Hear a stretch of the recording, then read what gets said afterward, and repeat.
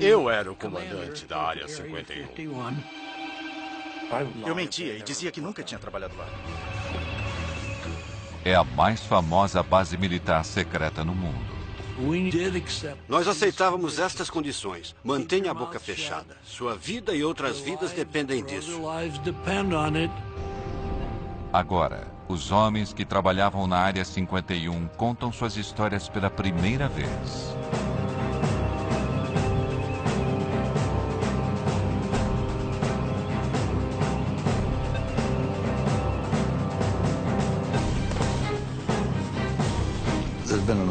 Houve uma grande quantidade de informações erradas, alimentadas pela curiosidade natural das pessoas. Quem não sabe o que está acontecendo quer descobrir.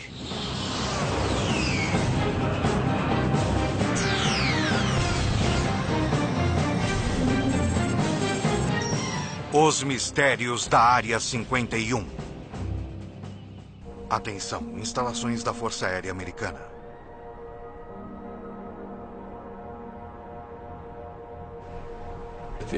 A CIA nunca admitiu e nunca irá admitir que existiu uma Área 51. Ponto final.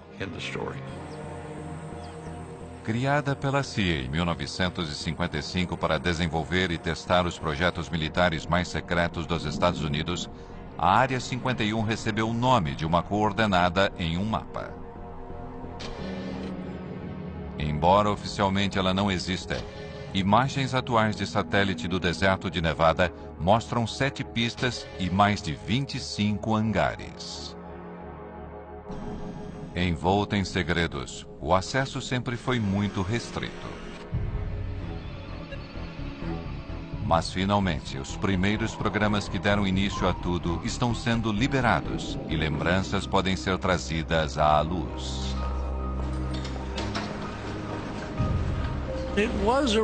Era uma verdadeira Guerra Fria.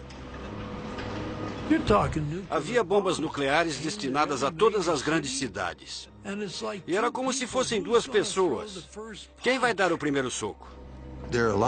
Muitas vezes, a democracia tem de dar lugar ao controle rigoroso dos militares, para que se possa realizar algo que permita que seu país sobreviva. E era assim que todos pensávamos, imagino.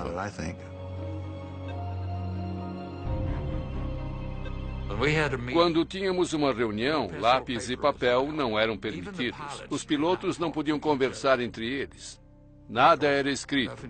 Ficava tudo em nossas cabeças. Quando entrávamos para o programa, recebíamos um codinome. Meu primeiro nome era Ken, e o sobrenome começava com C, de Collins. Mas era Colmar, C-O-L-M-A-R. No meu caso, não sou tão curioso. O que era bom no aspecto do segredo. Se eu não preciso saber, eu não vou perguntar. Me disseram para não me incomodar com o que eu podia fazer, que eu estava liberado pelas mais altas autoridades em Washington. Eles tinham um mecanismo para saber o que eu estava fazendo, o que estava dizendo e para onde estava indo.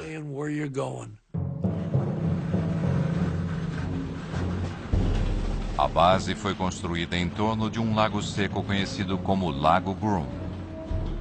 O lugar oferecia vantagens óbvias. Precisávamos de um bom lugar para pousar, onde pudéssemos pousar de qualquer direção, dependendo de onde o vento viesse, e um lago circular servia a esse propósito. Também era protegido por montanhas em torno dele, assim não era muito visível. Liso como vidro. Era inacreditável. Eu podia ir de carro na velocidade máxima e não sentia nenhum solavanco. Era fantástico. O Lago Groom era muito amplo. Havia vários trailers nos quais vivíamos. E havia um prédio comum onde comíamos. Não tínhamos TV nem rádio. Eu não tinha nenhuma mulher. Houve uma mulher que cuidava das finanças da companhia e foi lá e passou uma noite. Foi a única de que ouvi falar. O primeiro nome dado ao lugar foi Rancho Paraíso. Eles achavam que isso ia suavizar o impacto da austeridade. Foi uma tentativa de convencer as pessoas de que não era tão ruim quanto parecia.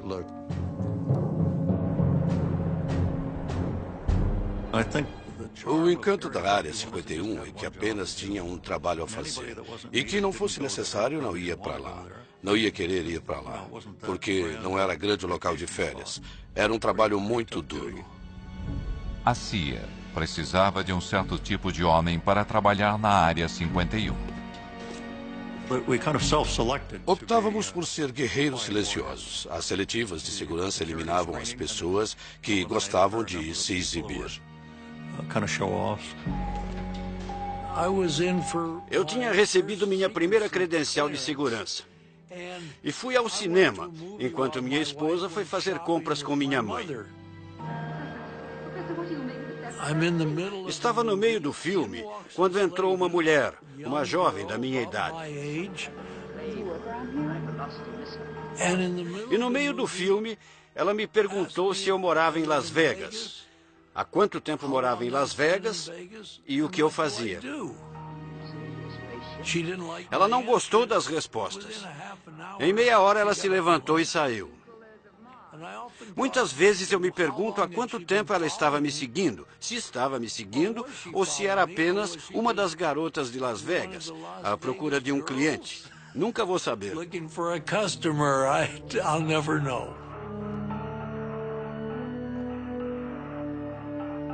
Não nos disseram o que ia ser. Não tínhamos ideia. Diziam apenas que era extremamente sensível e que não devíamos comentar com ninguém. As entrevistas eram realizadas em quartos de hotel. Um sujeito tinha passado em tudo. Então lhe disseram, temos um projeto secreto no Oeste. Queremos que trabalhe nele. Está interessado? Ele disse, tenho que conversar com a minha mulher. E eles disseram, tudo bem, faça isso. Ele voltou ao quarto do hotel. Eles tinham ido embora, fizeram as malas e saíram. Ele nunca mais os viu. O fato de ele ter que perguntar à esposa se podia ou não trabalhar no projeto acabou com suas chances.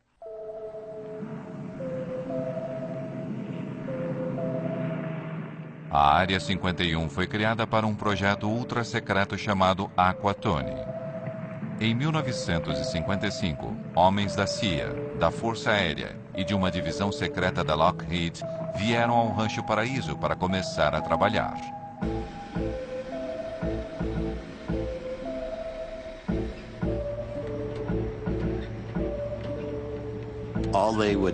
Todos nos perguntavam, você vai realmente ser voluntário para ser uma cobaia?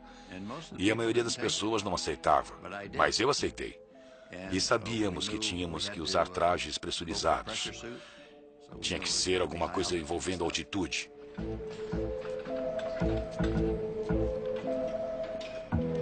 O sangue ferve acima de 15 mil metros sem pressurização. Então, se você perder a pressurização acima dessa altitude, o traje salva sua vida.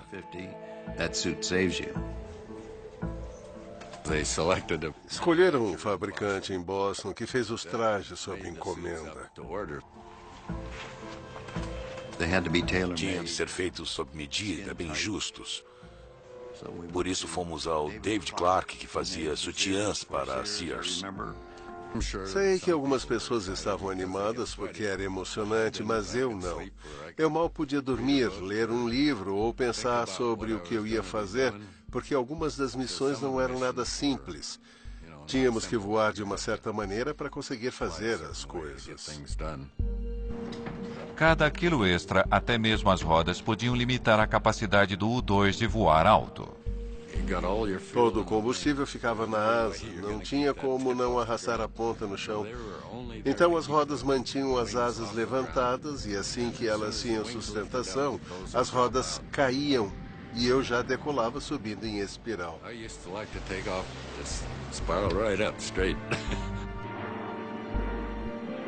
O governo dizia que o U-2 estava sendo usado para pesquisas climáticas. Essa era a nossa desculpa, um esquadrão de reconhecimento climático. Se não é um avião convencional, então o que será? O U-2 voava 3 vezes mais alto que aviões regulares e às vezes era visto por civis. Eu não tenho certeza, mas acho que vi o reflexo do sol numa janela de observação ou algum tipo de escotilha. Em meados da década de 1950, quando o interesse pela Guerra Fria e pelos OVNIs estavam no auge, Eu acho que era do espaço, mas amigável. o avião prateado às vezes criava confusões. Era pura liga de alumínio e parecíamos uma estrela brilhante lá em cima.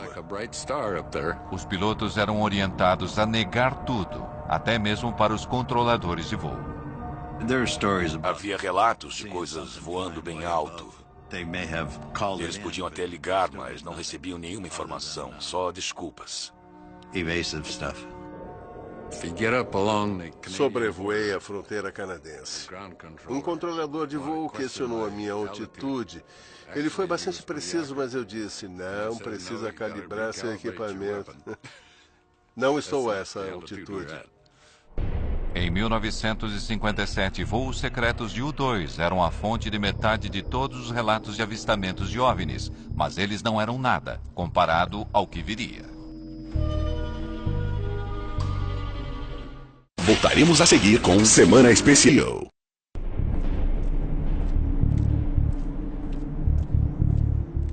A Área 51 era tão remota que a maioria dos funcionários vinha semanalmente de Burbank ou Las Vegas.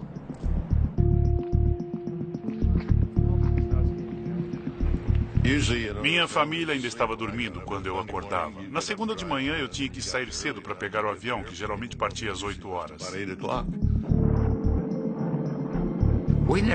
Nunca sabíamos como seríamos levados até lá. Brincávamos dizendo que numa semana voávamos com bombas e na semana seguinte com galinhas. Não sabíamos o que estava no compartimento de carga do avião. Quando descíamos do avião, passávamos pela segurança e eles conferiam nossos crachás para garantir que éramos as pessoas certas. Faziam isso sempre. Tinha uma segurança muito boa. Jim Friedman se deslocava diariamente. Eu tinha 3 filhos. E na escola sempre se pergunta, o que seu pai faz? Eu dizia que consertava televisores. E a minha esposa ficava tão ocupada na criação dos filhos, em prepará-los para a escola, que ela não se interessava muito. E ela sabia que eu mexia muito com televisores.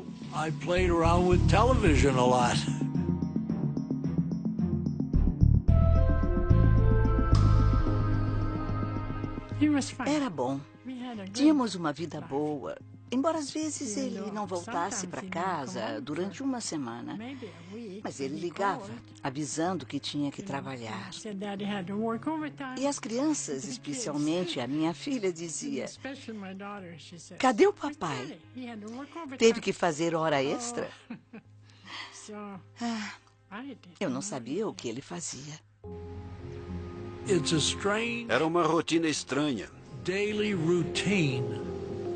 Eu voltava para casa à noite. Minha mulher perguntava, como foi seu dia hoje? E eu dizia, não foi ruim. Consertei algumas TVs. Quer dizer, ninguém vai falar. Ah, querida, conseguimos detectar a seção transversal do avião mais secreto do mundo nos mínimos detalhes. Tá bom. E o que você fez hoje? Nada. Não podíamos nem tocar no assunto. Vamos encarar a realidade sem pânico. Esta é a nossa realidade. Algum dia, bombas atômicas podem ser lançadas em nossas cidades. A insistência no sigilo total era motivada pela paranoia da Guerra Fria e o temor generalizado de que a União Soviética poderia destruir os Estados Unidos. Um lado desconfiava do outro e o país tinha medo de ser dizimado por um ataque nuclear. Não se confiava em ninguém, nem mesmo nos pilotos de teste da Área 51. Em 1963, o avião de Ken Collins caiu em uma missão de treinamento. Uma semana depois, me perguntaram se eu concordaria em ser hipnotizado. Queriam descobrir se eu não tinha esquecido alguma coisa. Eu concordei. Então, eles trouxeram um psiquiatra importante de Boston.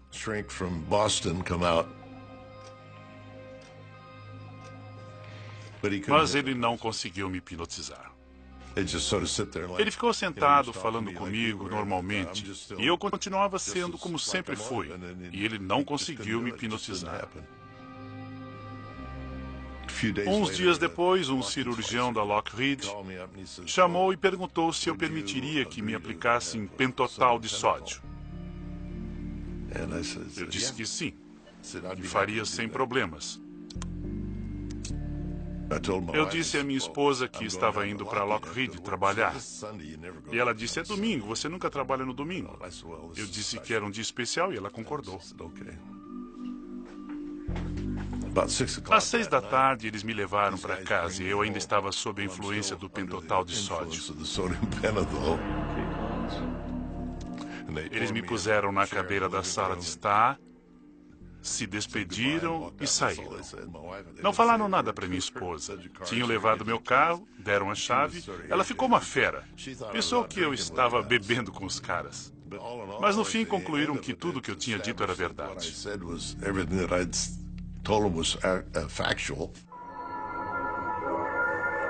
Quando uma bomba assim explode perto do solo, dezenas de milhares de toneladas de... O governo corria para desenvolver armas cada vez mais potentes e decidiu realizar testes nucleares ao lado de sua base secreta, a Área 51. Coloquem os óculos.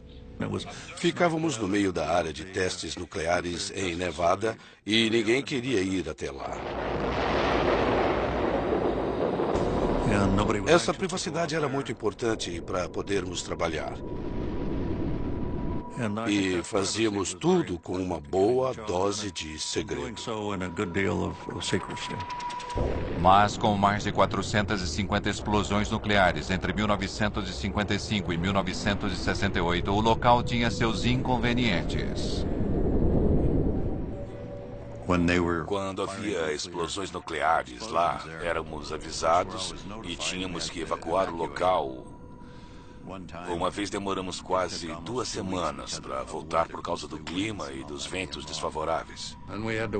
Tivemos que usar crachás de radiação para ter certeza de que não estávamos contaminados.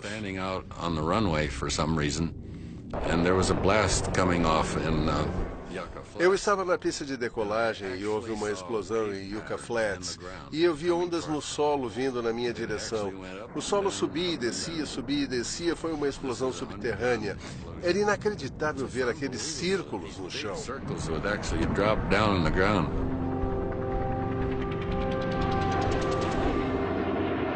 Diante das pressões da Guerra Fria, os Estados Unidos temiam que o U-2, o principal projeto da Área 51, já estivesse se tornando vulnerável aos mísseis soviéticos.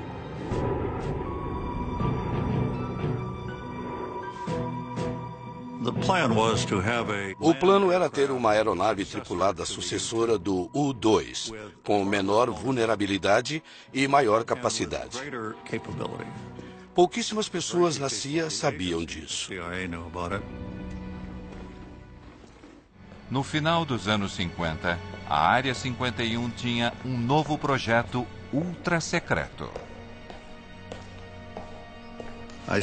Em 1958, comecei a trabalhar no que era chamado de Oxcart. Em 1960, me avisaram que eu tinha sido selecionado para uma espécie de programa de astronauta. Era uma aeronave que propusemos à CIA, que iria voar em altitudes muito elevadas, cerca de 27 quilômetros de altitude. A intenção inicial era voar o mais rápido e o mais alto possível, dificultando ao máximo a detecção de radares. Voávamos tão rápido que, se você estivesse na Califórnia, voando no sentido norte-sul, e fizesse uma curva naquela velocidade e naquela altitude, Não ia continuar no estado da Califórnia. Era tão rápido que você sairia do estado. Durante a Guerra Fria, informações eram tão poderosas quanto armas. O Oxycart deveria ser a grande ferramenta de espionagem americana. O primeiro avião invisível do mundo voaria mais alto e mais rápido que um míssil. Milhares trabalharam no projeto do avião nas instalações da Lockheed em Burbank, na Califórnia.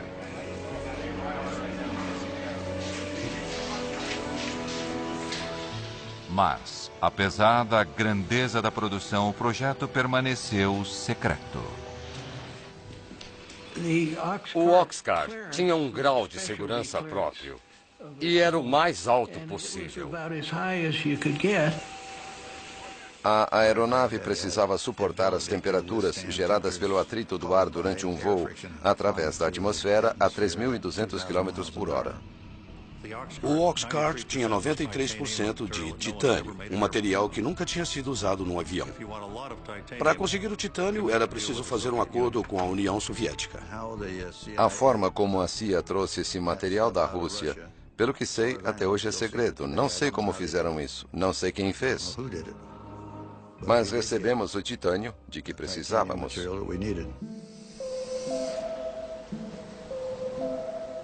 Quando o protótipo do Oxcart ficou pronto, o governo precisava levá-lo da linha de produção na Califórnia até a Área 51.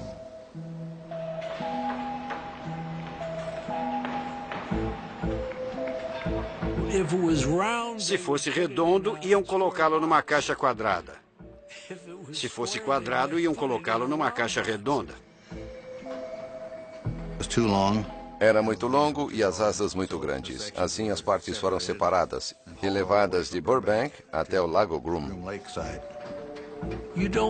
Ninguém quer uma carreta larga numa estrada movimentada. Então, era feito sorrateiramente, quando não tinha ninguém por perto.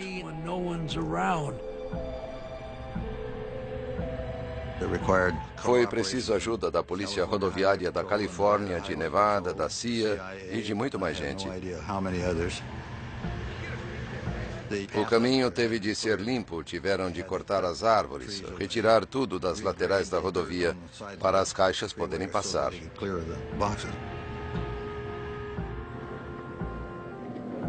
Eles não podiam saber o que estava nas caixas, mas tinham de saber que era uma coisa que tinha de ser protegida e mantida em segredo. Foi uma operação bem grande para levá-lo até o Lago Groom.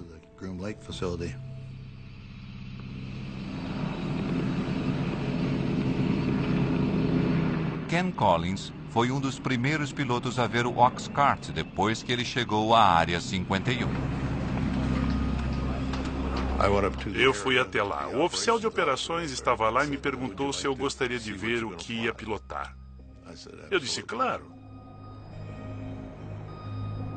Fomos ao hangar e as janelas no topo eram o único lugar de onde vinha alguma luz. Nas sombras eu vi aquele lindo avião. Era incrível. A primeira impressão era de uma nave espacial. Voltaremos a seguir com Semana Especial Invasão Extraterrestre no Nat Geo.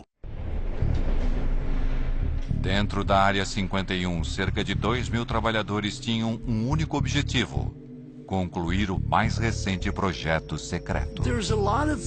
Tinha muitas coisas que as pessoas não precisavam saber. É por esse motivo que existia tanta mística em torno da Área 51. Eles não sabiam o que estava acontecendo.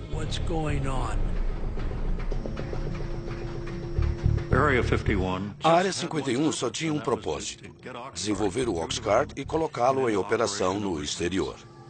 As informações sobre o Oxcart permaneceram confidenciais durante décadas. Seu sucessor, o icônico SR-71 Blackbird, é muito mais conhecido.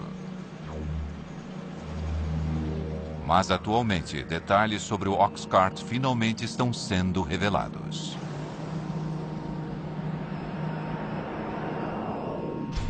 O Oxcart foi o primeiro avião furtivo do mundo, projetado para ser virtualmente invisível aos radares inimigos. Nos testes de que participei, o avião sobrevoava uma estação de radares. A ideia era descobrir se eles podiam voar sem serem detectados. Fui à sala de controle de radares para ver o que acontecia quando a aeronave passava. Eu estava lá e ninguém conseguia ver muita coisa acontecendo. De repente, pareceu que uma escada tinha caído no telhado. Era a onda de choque do avião. Ele não foi visto nos radares. Parecia que estava fazendo o seu trabalho. A aeronave podia ir de uma costa a outra dos Estados Unidos em 70 minutos, mas seu único objetivo era a espionagem. Estas imagens feitas sobre a Coreia do Norte foram liberadas pela CIA e nunca tinham sido divulgadas antes. Elas revelam a capacidade do avião de fotografar objetos no solo, voando a 27 mil metros de altura, numa velocidade de 3.500 km por hora. A câmera estava num avião voando numa velocidade de Mach 3. A resolução era de 12 polegadas, 30 centímetros. Se você pensar num objeto no chão e puser uma grade sobre ele com 30 centímetros de lado, cada um desses quadrados vai ser preto, branco ou cinza. Um objeto com 30 centímetros de comprimento pode ser claramente identificado como um objeto, embora não possamos reconhecer a estrutura interna. Mas se tirarmos a foto de um tanque, ele vai ter 500 pontos e vai identificar o tanque. Mas, no auge da Guerra Fria, os homens da Área 51 não eram os únicos com câmeras potentes.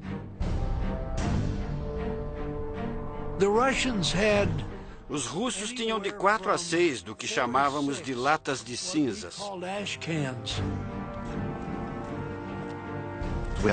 Tínhamos uma estação de monitoramento de satélites e éramos avisados do momento em que o satélite deveria passar. Quando se aproximavam da nossa região, fechávamos tudo. Tínhamos galpões de emergência. Se um avião estivesse a céu aberto quando o satélite estivesse se aproximando, era rapidamente levado para esses edifícios. Mas, às vezes, um modelo do Oxcart era colocado sobre um pilar para que suas propriedades furtivas pudessem ser testadas. E com os soviéticos espionando do alto, isso representava um problema. Era muito difícil disfarçar um avião em cima de um poste quando o satélite passava. O pessoal da segurança não queria que eles vissem. Não tínhamos outra opção a não ser tirar a maquete de lá e colocá-la no hangar. E depois colocá-la de volta no lugar.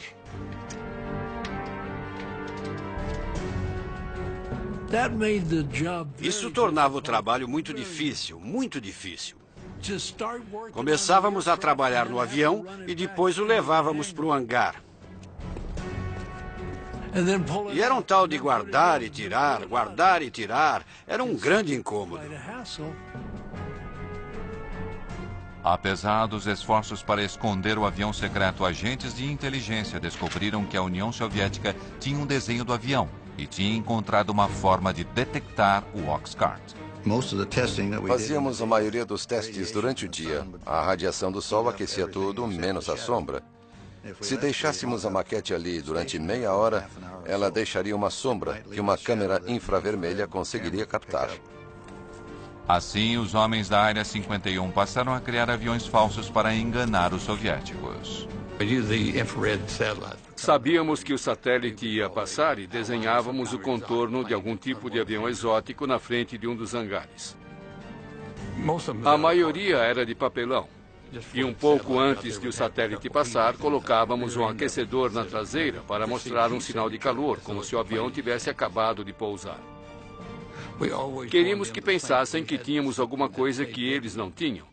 E eles, com certeza, investiram muito tempo e dinheiro tentando descobrir o que era. Em Washington, objetos fantasmagóricos pontuaram as telas dos radares. Engodos criados para proteger o Oxcart alimentaram os rumores sobre a Área 51. Caças passaram várias horas perseguindo os objetos vistos no radar.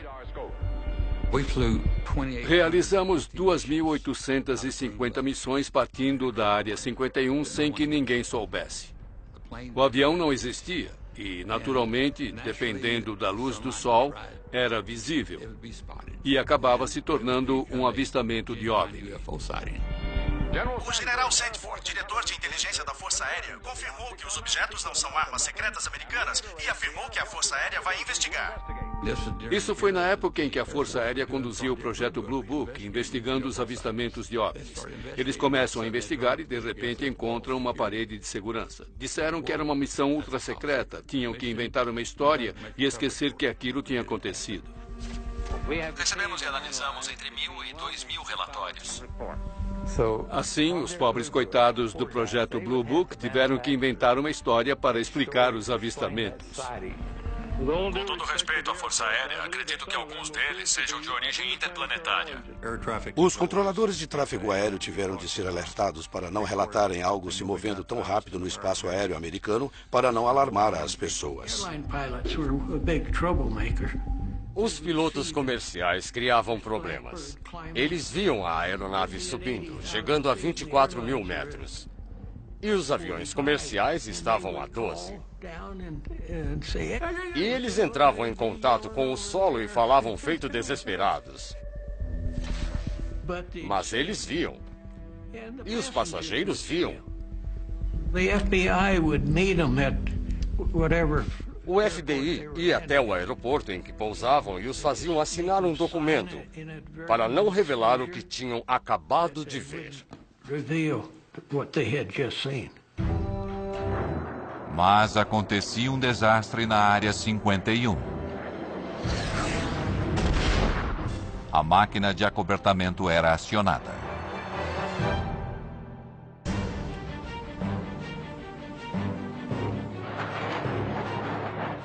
Apesar dos segredos que envolveram Oxcart, indícios de uma falha inicial estão finalmente vindo à luz décadas depois.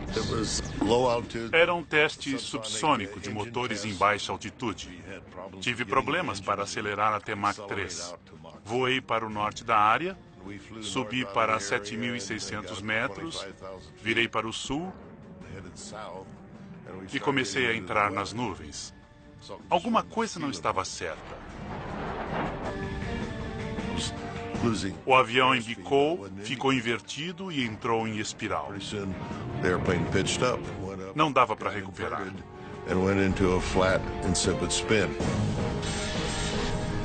Então achei melhor ejetar. Foi o que eu fiz. Ejetei para baixo porque eu estava de cabeça para baixo.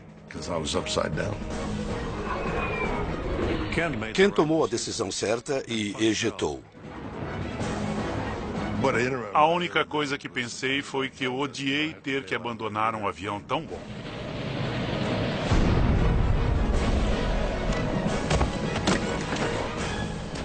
Ele desceu em algum lugar perto de Wendover, Utah. Eu pousei, recolhi o paraquedas, porque achei que ia precisar dele. Talvez tivesse que passar a noite ali e ia dormir dentro dele.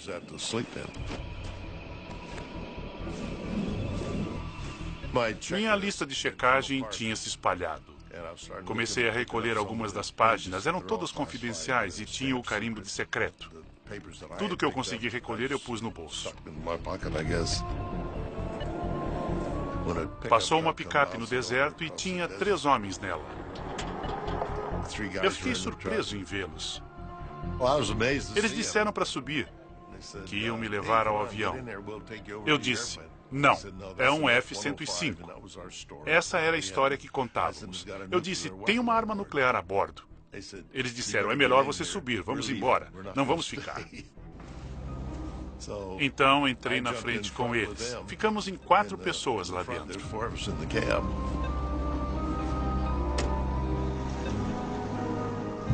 Não sei onde eles achavam que estávamos indo. Se a bomba explodisse, estava tão perto que não teria feito qualquer diferença. Depois da história que Collins contou, eles não estavam muito ansiosos para ir até o local da queda.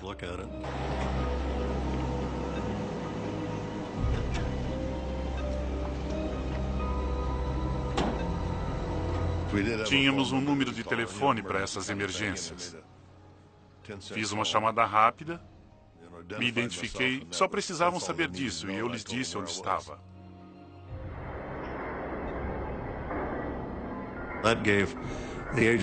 Isso deu à agência 2 dias para recolher tudo e limpar a bagunça. Do contrário, teria sido uma verdadeira festa.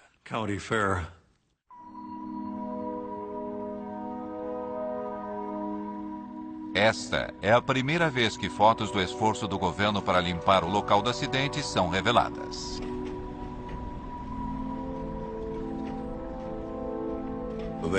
Dois homens do nosso pessoal de sobrevivência, que faziam parte da equipe de segurança, mais tarde voltaram lá a cavalo e vasculharam todo o lugar para ver se alguma coisa confidencial tinha ficado para trás. Em virtude do acobertamento e da localização remota, a limpeza foi boa o bastante para manter o local do acidente em segredo durante décadas. Foi considerado um acidente de F-105.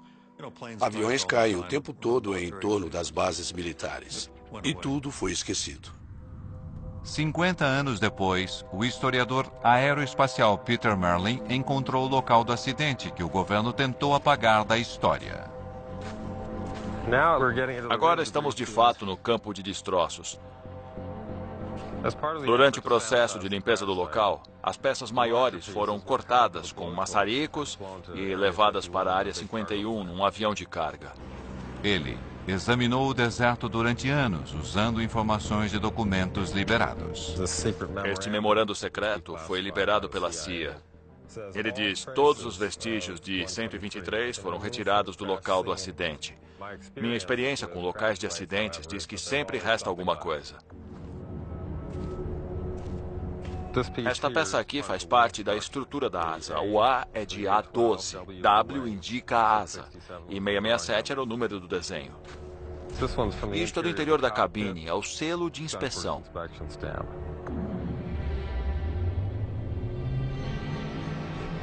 Esta é a cratera do impacto. Tem titânio em todo lugar. Nossa, é um pedaço grande. É um titânio bem espesso. A fuselagem atingiu o solo bem aqui, nos dois lados. Há uma depressão causada pelos motores. Uma bem aqui. É uma depressão causada pelo motor. Aconteceria a mesma coisa hoje se um avião secreto da Área 51 caísse aqui. Provavelmente haveria as mesmas restrições de segurança. Também inventariam uma história para acobertar. Voltaremos a seguir com Semana Especial.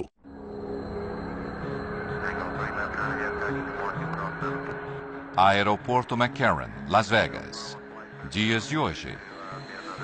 Um hangar particular para jatos não identificados. Diariamente, funcionários continuam fazendo a mesma viagem para a Área 51, que ocorre desde os tempos do U-2 e do Oxcart. Esses primeiros programas tornaram a Área 51 um lar permanente para projetos secretos americanos. Se você procurar nos registros, nunca houve um voo sequer no Lago Groom. Nada era o que parecia ser. Voo 963, liberado para decolar. E o mistério continua até hoje. O orçamento militar anual para projetos secretos militares é de 41 bilhões de euros. O nível mais alto na história dos Estados Unidos. Mas nem mesmo aqueles que já sacrificaram tanto pela Área 51 conhecem os segredos. Gostaria de saber o que estão fazendo, mas não sei. Ouvi falar até que a Área 51 serve de acobertamento para uma área muito mais secreta. Eu não sei. Também não posso confirmar isso. Não tenho ideia. Gostaria de saber. O sigilo e os acobertamentos continuam alimentando os rumores. Há muitas situações que as pessoas não podem saber que não são verdadeiras. Por isso existe uma grande quantidade de informações falsas alimentadas pela curiosidade natural das pessoas. Se você não sabe o que está acontecendo, quer descobrir. Muitas vezes, até mesmo a especulação mais absurda contém uma ponta de verdade. Dizem que existem câmaras subterrâneas lá, túneis que vão até Las Vegas. E não existe absolutamente nada disso. Foram realizados testes nucleares subterrâneos porque na superfície espalhariam radioatividade. Mas não há nada na área. Outra coisa que dizem é que obtivemos toda essa velocidade e tecnologia a partir de engenharia reversa feita em naves extraterrestres. É verdade que fizemos engenharia reversa, mas foi num MiG-21 russo capturado em 1968. Nós o desmontamos para ver como os russos tinham feito. E então montamos de novo e voamos com ele.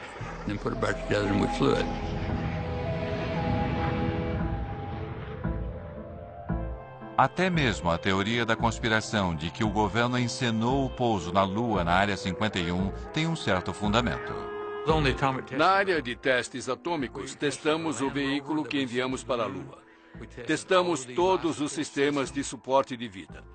Os astronautas foram treinados nas crateras das bombas atômicas.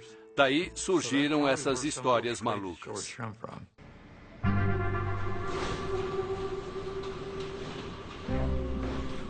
Quando as pessoas se inscreviam para os projetos do Oxcart ou do U-2, sabiam que isso talvez nunca fosse revelado. Basicamente, estavam dizendo: ei, olha, é um segredo de família e estamos dispostos a ir para o túmulo com ele. Foi uma honra muito grande ter um trabalho com tanta confiança depositada em mim, em nome do país.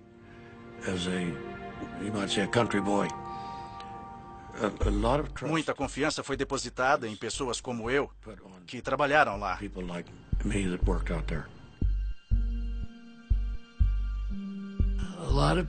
Muitas pessoas dedicaram suas vidas. Algumas famílias se separaram.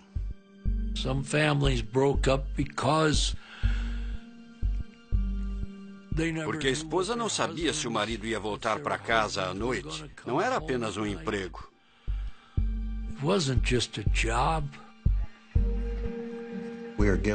Tínhamos de realizar algumas tarefas. Acreditávamos nisso, fazíamos o melhor possível. Fico feliz com o resultado. Mas quando se trata do que aconteceu na Área 51, a única certeza que temos é a de que nunca saberemos de tudo. Estou contando uns 5% do que aconteceu. Só contei uma parte da história, sério. Tenho que ser sincero. Versão Marshmallow São Paulo.